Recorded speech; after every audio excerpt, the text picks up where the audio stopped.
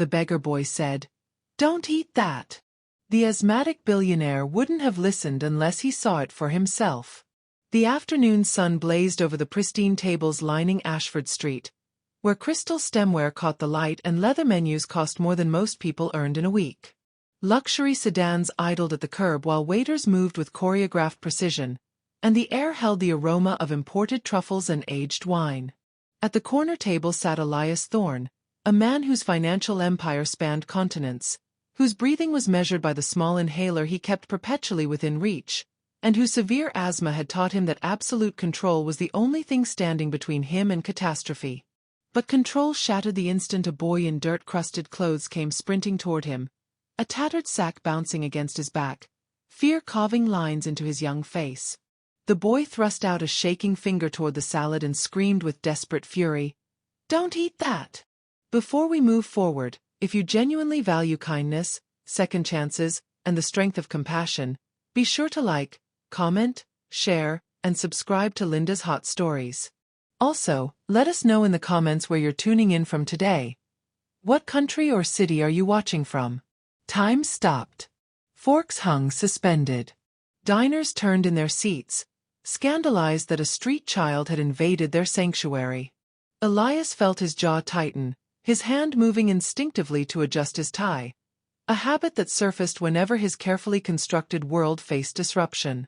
The boy was clearly homeless, probably scheming for food or money. Yet something in the child's eyes made him pause. The boy's clothes were stitched from mismatched fabric, his sneakers split at the seams, and his cheeks were hollow from too many missed meals. Grime streaked his arms. He couldn't have been older than 10. But his eyes burned with something Elias recognized from boardroom battles, pure, unadulterated terror mixed with absolute certainty. Still, Elias was a man who had survived corporate warfare by trusting no one, and this ragged child represented everything unpredictable. His name was Noah, though he hadn't said it yet. For 3 weeks, he had survived by scavenging through dumpsters, sleeping in doorways, and searching desperately for any trace of his mother, Isabel, who had vanished without warning. He carried only the heavy sack of her belongings, clinging to the hope that someone somewhere might help him find her before it was too late. Just moments before his frantic sprint, Noah had been behind the restaurant, digging through refuse bins. That's when he spotted a man slipping out the kitchen's rear entrance, glancing around with paranoid haste. The man pulled a small container from his jacket, sprinkled crystalline powder over a prepared dish, then disappeared into the crowd before anyone could react. Noah had seen him clearly, tall and nervous, with the calculated movements of someone committing a deliberate act. The sharp, chemical smell that wafted from the powder told Noah this wasn't seasoning. It was something dangerous. He didn't know the wealthy man's name. He didn't understand what the powder would do. But 3 weeks on the streets had taught him to recognize malice when he saw it. So he ran, lungs burning, legs screaming, bursting into the sunlight with the only warning he could manage. Now, standing before Elias Thorne, Noah trembled violently, trying to save a stranger's life in his own small, desperate way. And one of the security guards in dark green suits was already moving forward to remove him. Elias felt irritation flood through him before anything else, cold and sharp as a blade. His hand moved instinctively to his chest, fingers pressing against the fabric where his inhaler sat in its custom pocket, a reflexive check that had become second nature over decades of living with lungs that could betray him at any moment. Around him, the other diners whispered their offense, voices rising in indignant murmurs about the audacity, the disruption, the sheer inappropriateness of a filthy child invading their afternoon. One of his security guards, the tallest one in the perfectly tailored dark green suit, moved forward with practiced efficiency. His expression blank but his intent clear. Remove the problem. Restore order. Protect Mr. Thorne from this chaos. But Elias found himself studying the boy more closely now. He was painfully young, perhaps 9 or 10, with exhaustion carved into every line of his small frame. The heavy sack over his shoulder seemed to weigh him down, bending his thin body. His clothes hung loose, too large or too worn to fit properly. And those eyes, red-rimmed and wild, held something that cut through Elias's carefully maintained distance. Not greed. Not mischief. Something far more primal. Absolute, bone-deep desperation. 3 weeks ago, Noah's world had ended with a note scrawled in his mother's rushed handwriting. Stay safe. I'll come back. I promise. Isabel had kissed his forehead that morning, her chef's apron still smelling of rosemary and garlic from her night shift, and then she was gone. The hours became days. The days became silent. Noah had waited in their tiny apartment until the landlord came pounding, demanding rent his mother hadn't paid. Then he was on the streets, clutching the sack filled with her few possessions, a spare uniform, a photo of them together, a worn recipe book she'd kept since culinary school. He'd searched everywhere she might have gone, the restaurants where she'd worked, the shelters, the hospitals. No one had seen her. No one cared about another missing woman from the margins. So he'd learned to survive in the city's forgotten spaces, the alleys behind bakeries where day-old bread appeared in dumpsters, the subway stations where he could sleep until security chased him out, the shadowed doorways where dangerous men didn't look twice at a scrawny kid. Every morning, he woke with the same fierce determination burning in his chest.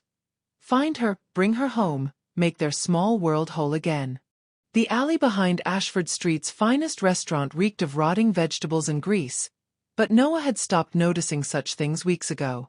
He was elbow-deep in a garbage bin, searching for anything edible, when movement at the kitchen's back door caught his eye. A man emerged, thin and agitated, glancing over his shoulder with the jerky movements of someone doing something wrong. Noah recognized him instantly. He'd seen that same angular face near his mother's old workplace, lingering by the service entrance, always smoking, always scowling. The man pulled a small container from his jacket, moved swiftly to a covered dish waiting on the prep counter just outside the door, and sprinkled fine crystalline powder over the salad with deliberate precision. The movements were too careful, too purposeful to be innocent. Then the smell hit Noah's nose, sharp and chemical, cutting through even the alley's stench.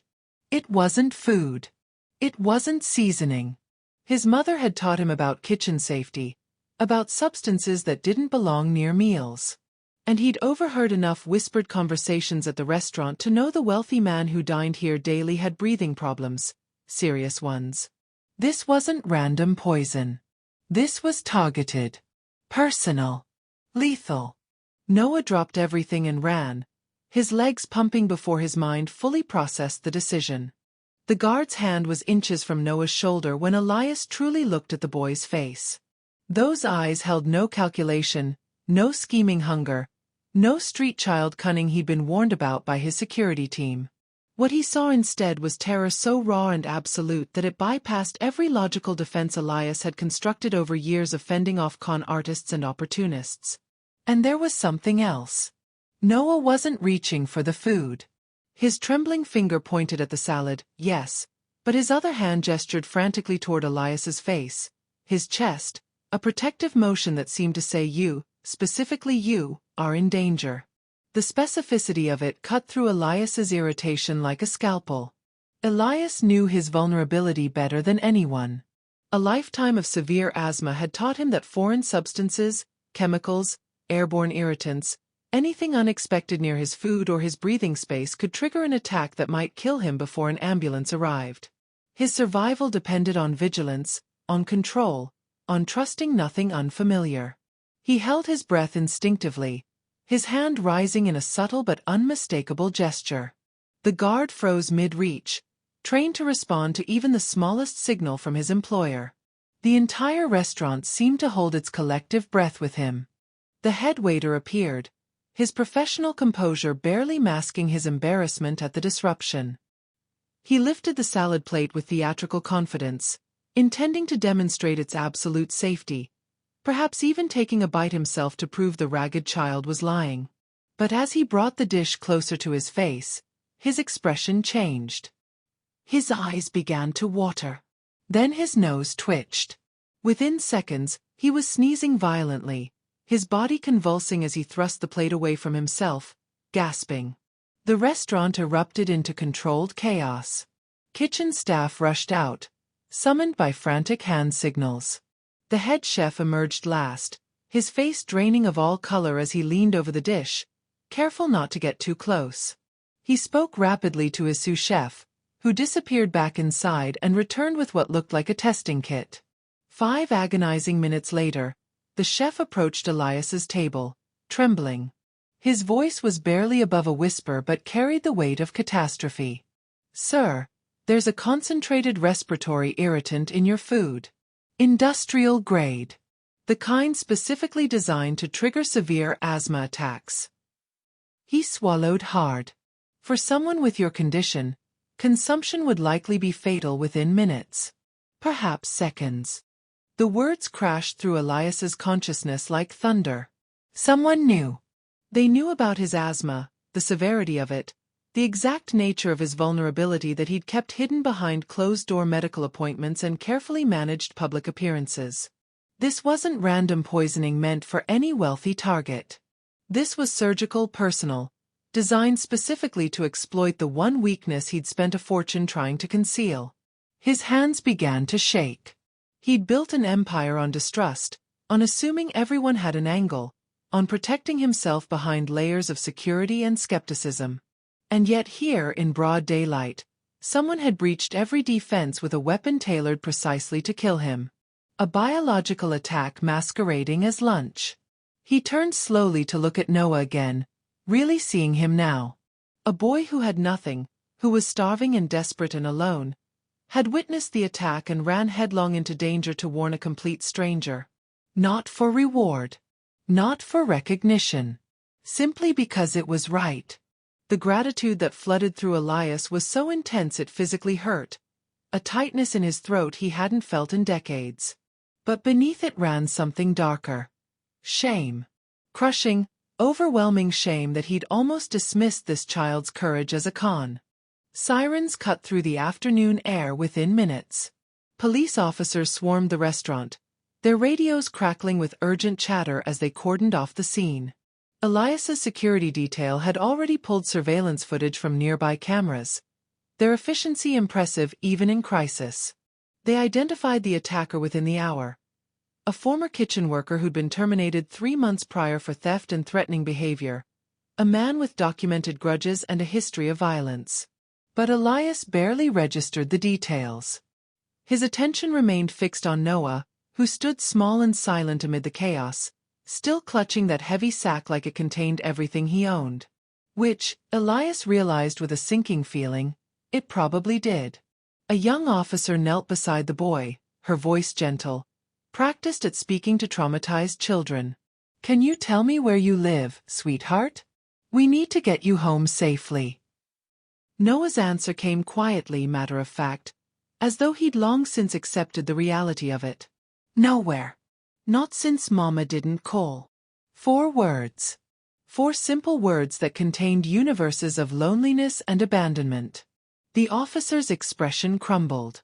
Around them, the other officers exchanged glances heavy with sorrow. And Elias felt something inside him crack wide open. Elias stood slowly, his body moving before his mind fully caught up to what he was doing. He shrugged off his suit jacket, custom-tailored Italian wool that cost more than most families spent on rent, and draped it carefully around Noah's thin shoulders. It swallowed the boy completely, hanging like a blanket, but for the first time in 3 weeks, Noah felt genuine warmth seep into his bones. "Come," Elias said quietly, his voice stripped of its usual commanding edge. He guided Noah to a quiet corner table away from the police activity and ordered food, real food, hot soup and fresh bread and roasted chicken that arrived steaming and fragrant. Noah ate slowly at first, as though afraid it might disappear, then with increasing desperation.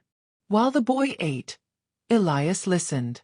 He leaned forward, giving Noah his complete, undivided attention as the child spoke haltingly about Isabel, about her chef's apron and the recipe book she treasured, about the morning she'd left and never returned, about the places he'd searched. When Noah finished, Elias spoke with the certainty of a man accustomed to reshaping reality through sheer force of will. "I will find your mother. I have resources you cannot imagine, investigators, connections, technology. I promise you, Noah, we will bring her home. Elias's private security firm moved with military precision. Within an hour, a team of investigators had accessed police databases, hospital records, and surveillance networks across the city. They traced Isabel's last known movements, interviewed her former employers, and followed digital breadcrumbs that the overworked city police had never had the resources to pursue. By early evening, as golden light faded to purple dusk, they found her. Isabel was trapped in a remote section of an abandoned factory on the city's industrial edge, the same building she'd been hired to inspect for a potential restaurant location. She'd fallen through rotted flooring into a basement level, injured her leg, and had been unable to climb out or call for help. 3 weeks of surviving on rainwater collected in rusted containers and sheer determination to get back to her son. The moment Noah saw her, supported between 2 paramedics, he broke free from Elias's side and ran. He crashed into his mother's arms, both of them sobbing, holding each other as though they might disappear again if they let go. Elias stood back, watching the reunion with tears he didn't bother to hide. He'd built empires, commanded billions, but he'd been saved by a homeless boy's courage. And in doing so, he'd learned what true strength actually meant. If this story resonated with you, we'd be grateful if you take a moment to like, share your thoughts below, and subscribe to Linda's Hot Stories. Your engagement allows us to continue sharing meaningful stories that inspire. Before you leave, we'd love to hear from you. What choice would you have made if you were in Alice's position?